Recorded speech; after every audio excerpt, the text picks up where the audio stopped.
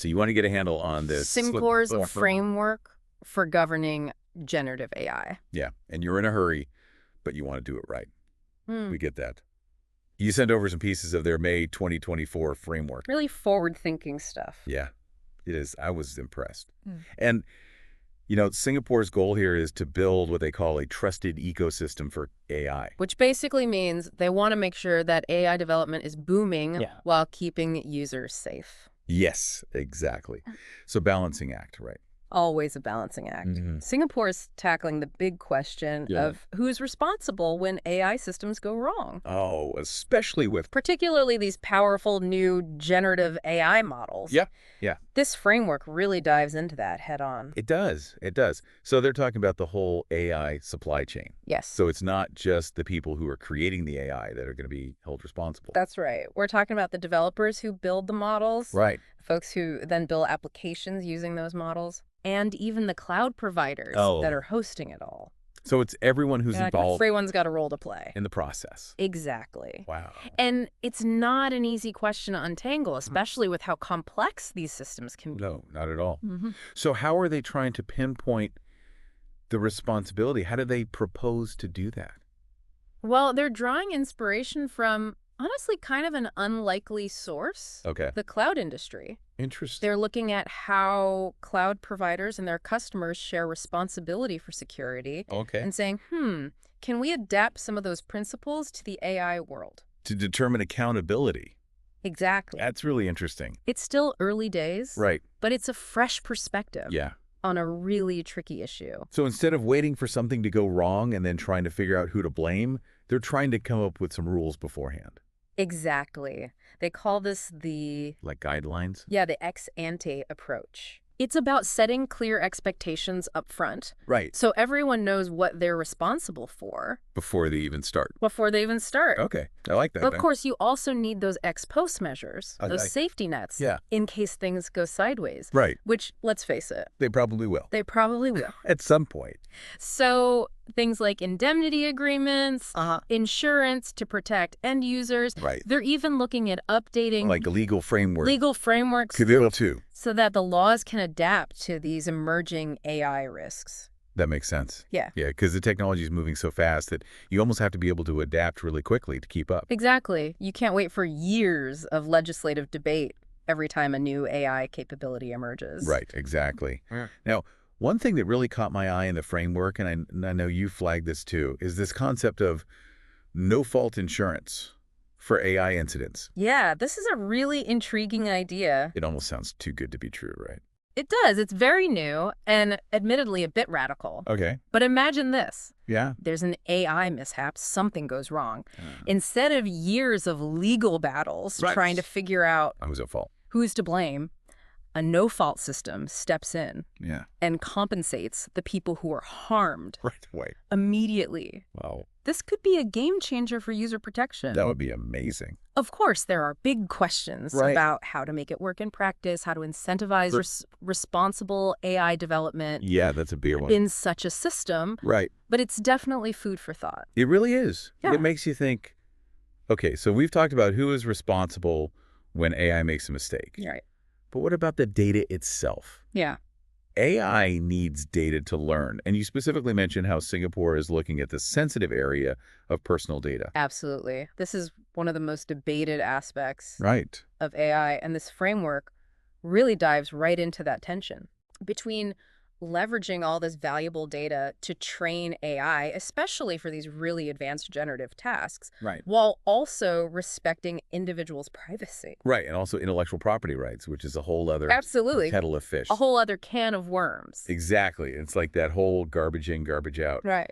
If the AI is learning from data that's biased or inaccurate or incomplete. Yeah, then it's going to spit out biased, inaccurate, and incomplete results. So how does Singapore address that? How are they going about trying to do that? Well, first off, they're clarifying how existing personal data protection laws apply to AI development. So they're not necessarily creating... They're not creating a whole new set of rules, but making sure everyone understands how the current rules apply. Gotcha. Yeah. So no need to reinvent the wheel, just make sure everybody knows how to use the wheel properly Exactly. in this new context. And then there's this really cool emphasis on what they call privacy-enhancing technologies, or PETs for short. Pete's, like digital pets. Not quite the furry kind. Okay. Think of them as tools that help protect people's privacy Yeah.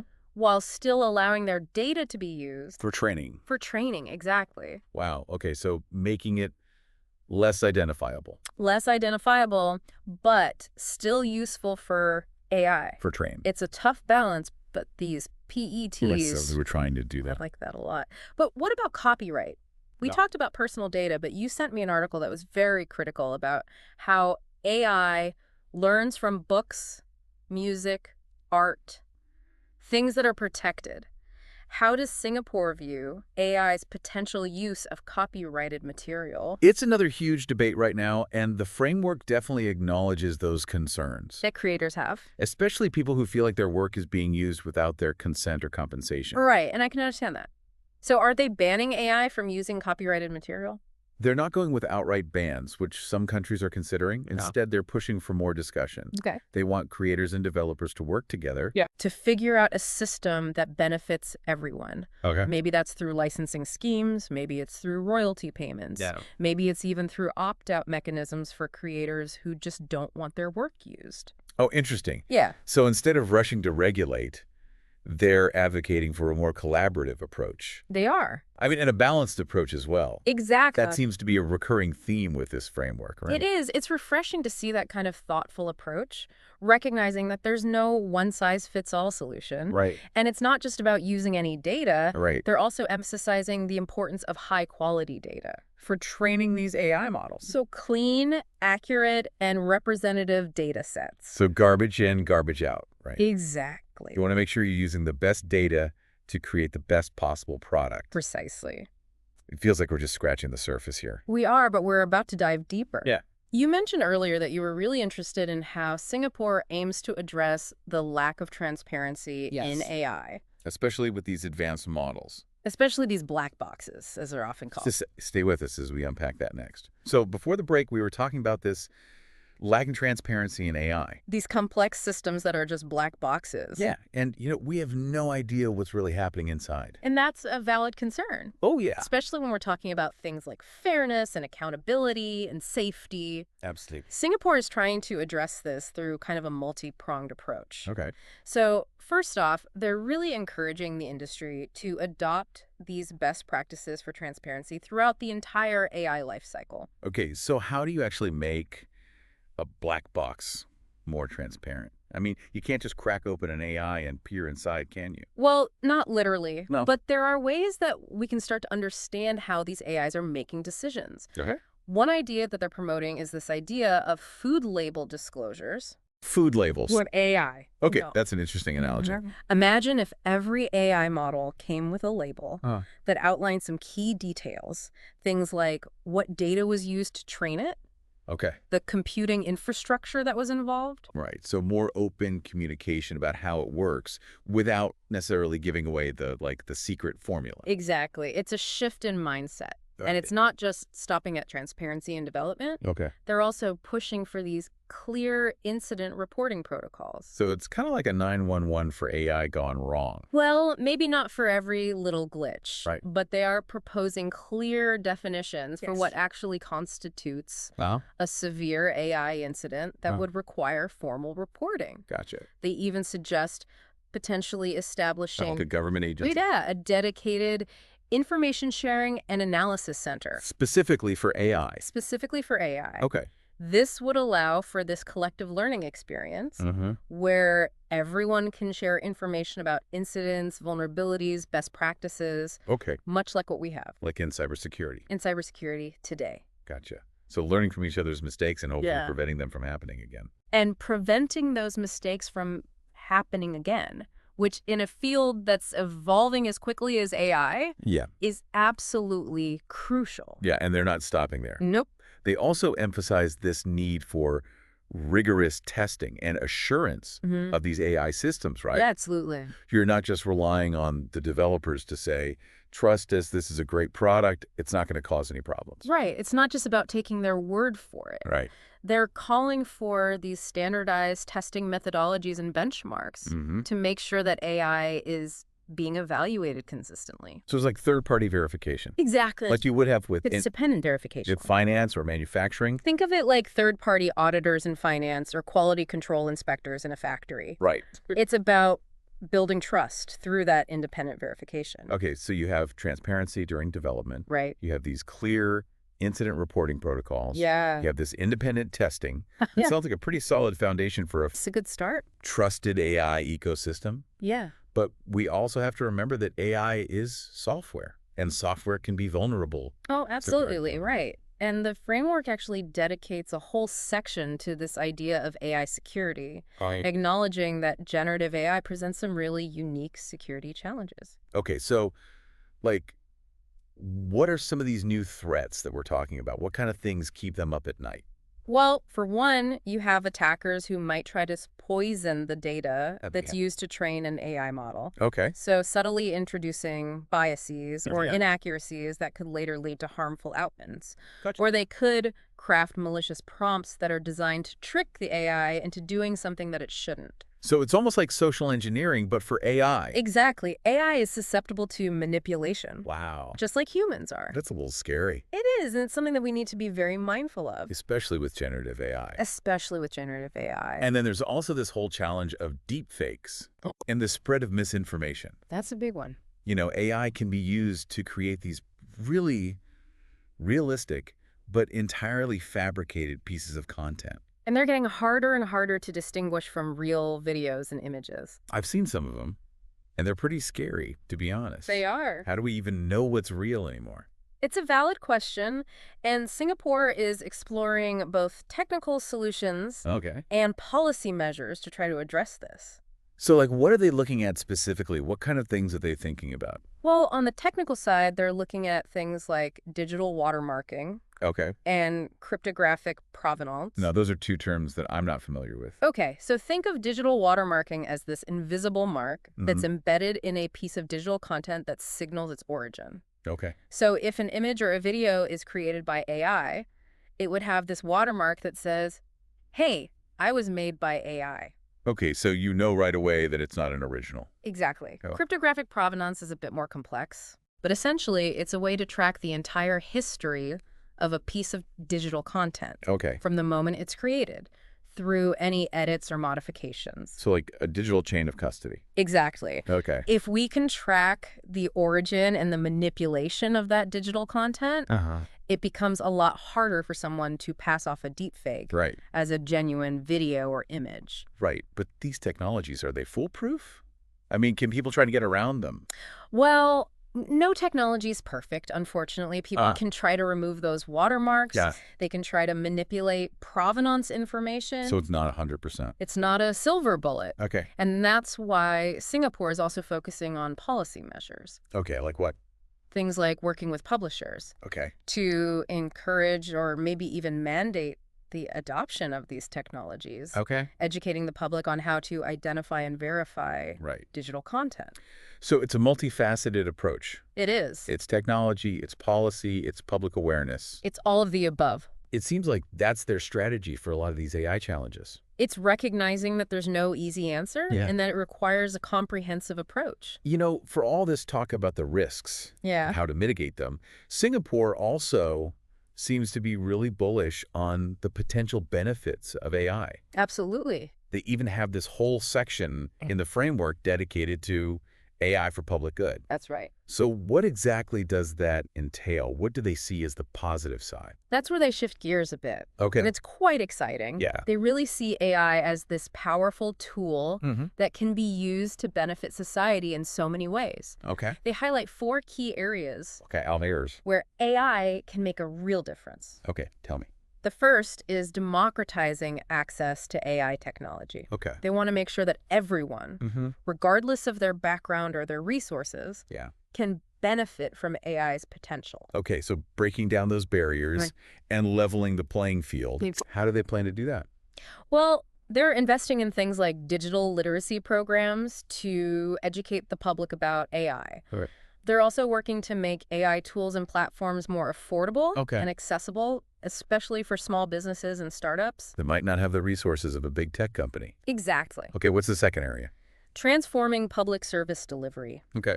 They see a future where AI can make government services more efficient, more effective, and more user-friendly. Give me an example of that. So imagine things like AI-powered chatbots Okay. that are available 24/7 to answer citizens' questions, Okay. or personalized learning platforms that adapt to each student's needs. So really streamlining things and making things easier. Streamlining, personalizing, improving the overall user experience. More efficient. Exactly. Okay, what's number 3? Upskilling the workforce for an AI-driven economy. Okay. They know that a lot of people are worried about AI taking their jobs. It's a valid concern. It is, but they believe that AI can also create new jobs and new opportunities Yeah. if we prepare for that transition properly. Okay. So they're investing heavily in education and training programs to equip people Right. with the skills that they'll need to thrive in a future. Where AI is prevalent. Exactly. So not just replacing human workers with robots. No, it's about augmentation. Yeah. It's about collaboration. It's about working together It's about working alongside AI. to make things better. Exactly. Okay, that's a much more A positive. more optimistic view. Yeah, and it's good to hear that they're taking that approach. What's the fourth and final area? Promoting sustainable AI development. Okay. They acknowledge that training these massive AI models Yeah. takes a lot of computing power, Uh-huh. which translates to a lot of energy consumption. So we don't want to solve one problem and create another. Exactly. And they're very aware of that. Okay. So they're advocating for things like using renewable energy sources to power data centers, developing more energy-efficient algorithms, Okay. and promoting research into the carbon footprint of AI. So that we understand the environmental cost. So that we understand the environmental cost and we can find ways to minimize it. Wow, it's amazing to see a framework that considers not just the technological and ethical implications, but also the environmental ones. It's a holistic approach. It feels very holistic. It feels like they've really thought this through. We've covered a lot of ground. We have. You know, accountability, transparency, safety, data ethics, even AI for good. Yeah, I think it might be good to take a little pause and let our listeners process absolutely. all of this. And then maybe after the break, we can kind of zoom out a little bit and look at the bigger picture. Which is good. So we've talked about how Singapore is trying to build this trusted ecosystem for AI. Right, addressing those big questions of accountability, transparency, safety, and ethics, And how they see AI as a force for good. with the potential to really benefit society. But one thing that really struck me is their emphasis on international collaboration. Yeah, it's not just about what Singapore does on its own. It's about working with others Yes. to shape the future of AI globally. They're actively involved with organizations like the UN and ASEAN. They really seem to get it. That no one country can tackle these challenges alone. So what's the benefit of this global approach? Well, for one, it allows countries to share knowledge and learn from each other. Okay. Both the successes and the failures. So we don't all have to reinvent the wheel Exactly. every time we encounter a new challenge. Imagine a world where every country has completely different AI regulations. Oh, that would be a mess. It would be a nightmare for companies trying to operate across borders. Right. And it could really stifle innovation. So are they aiming for a global set of rules for AI? Like one read book that everybody has to follow? It's probably more realistic to think about it in terms of common principles and guidelines. Yeah, okay. A baseline that countries can adapt to their specific needs and contexts. Okay. But having that shared foundation creates a more predictable environment for AI development worldwide. Right, so everybody knows what to expect. Exactly. But there are always going to be those who say that regulation will kill innovation. Absolutely. And that by putting too many rules in place, we're going to stifle creativity. And slow down progress. Yeah. How does Singapore address that concern? Because I know it's a concern that a lot of people have.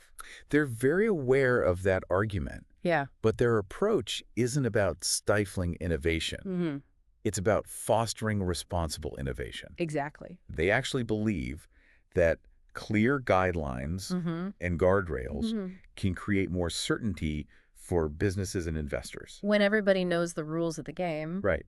it's easier to play. Yeah. And that can lead to more sustainable growth in the long run. So it's about finding that sweet spot Absolutely. where regulation and innovation can coexist and support each other. And that's also where trust is built. Right. If people don't trust AI, they're not going to use it. And then all that potential benefit is lost. Exactly. So Singapore sees responsible regulation as a way to unlock those benefits and build a future where people are excited about AI. Rather than fearful of it. Yeah, I like that a lot. But let's be honest, Singapore is a small nation. They are. Can their framework really have a global impact? I mean, they might be small in size, but they have a history of punching above their weight. Okay. They're known for their efficiency, their pragmatism, Yeah. their commitment to international cooperation. And they're not afraid to be leaders. Exactly. And when it comes to AI, Yeah. they've definitely stepped up. So their framework is being studied by other countries. It is. And being praised for its balanced and forward-thinking approach. It's definitely getting attention on the global stage. So they're leading by example, They are. showing the world that it's possible to embrace the potential of AI Right. while still addressing the risks in a thoughtful and responsible way. It's a delicate balance. Yeah. But they seem to be navigating it pretty well. You know, when we started this deep dive, I had no idea how much thought and effort Singapore had put into this. It's impressive. They're really trying to shape a future where AI benefits everyone. They're not just reacting to the headlines, they're being proactive. And thinking long-term. And thinking long term. So why should our listener care Yeah. The question. about what a small nation halfway around the world is doing with AI? Because the choices we make about AI today have a ripple effect across the globe. Yeah. What Singapore is doing, their commitment to responsible AI, their focus on global collaboration, Yeah. these are all things that can influence how AI develops everywhere. It's setting a precedent.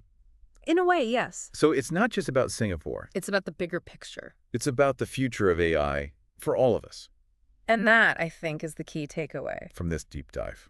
Singapore is showing that it's possible to be ambitious and responsible when it comes to AI. They're asking the tough questions, And they're looking for solutions that put people first. and that's something we can all learn from.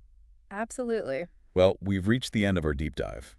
It's been a fascinating journey. I hope you found it as informative and thought-provoking as we did. We'll catch you on our next deep dive. Thanks for listening.